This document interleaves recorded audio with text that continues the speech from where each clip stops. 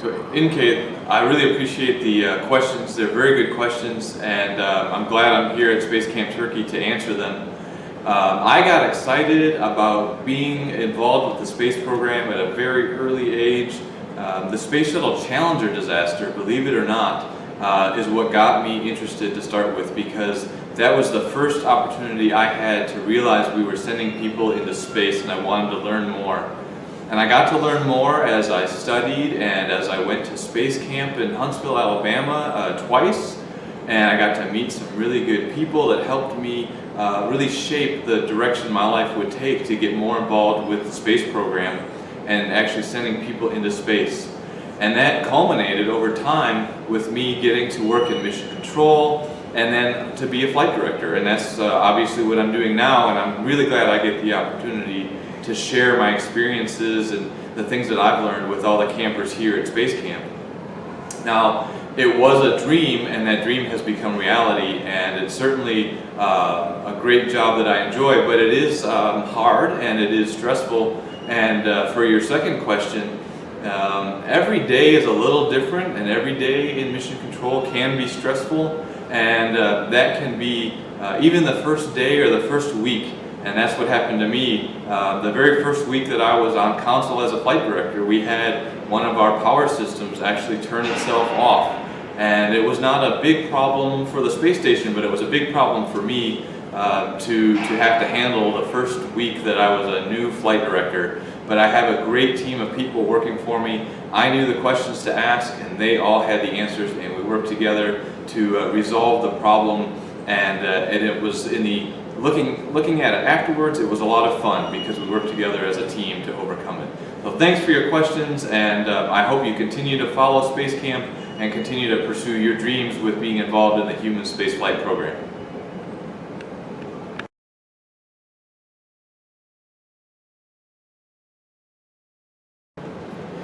Shudam, that is a very profound question, and asking me that question while I'm here at Space Camp Turkey, I may not be the best one to answer when humanity will end. I certainly don't have all those answers, but being here in Izmir and getting to explore places like nearby Ephesus and where the great philosophers have walked, it certainly shows me that the question you're asking is not just one of science, but also of philosophy.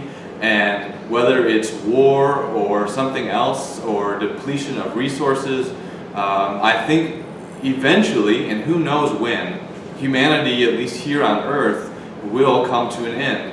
And one of the things that I think we need to be doing is thinking about how we can make sure that just because life on Earth doesn't happen anymore, we can still have human beings living somewhere else. And even if that's going to be thousands or even millions of years from now, we're starting to take the steps, even today, to get human beings off of Earth and going to further places away and helping to figure out how to live somewhere other than just on Earth. Right now we're doing that with the space station.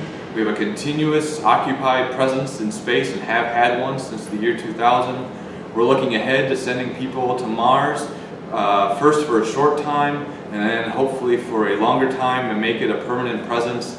And then beyond Mars, there are certainly moons of Jupiter, like Europa, or other places that could be very beneficial, a very good place for humans to explore. And then after that, the opportunities are endless. There are billions of stars out there, and each of those stars has a planet, or more than one, that could be places for us to go explore and make a permanent home sometime in the future. It's all out there, it's all an opportunity, and it's a great time now to be involved in the human exploration of space, because we're really focusing on getting ourselves beyond Earth orbit and going and seeing what's out there. So I think your question is a good one, and I really want you to come join us in the exploration that we're going to be doing as we move away from Earth. Thanks very much for your question.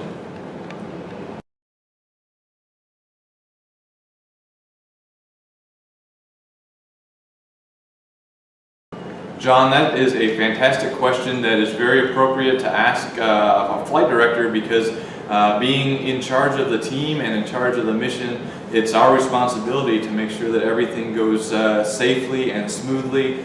And so we do a lot of training. Every flight controller that works in mission control has had a lot of training for any situation that we can imagine that could happen. If it's a small problem or a big problem, you can pretty much be assured that we've trained on it and tested ourselves to make sure that we're ready for it. Now those problems that we think of are not always the ones that actually happen.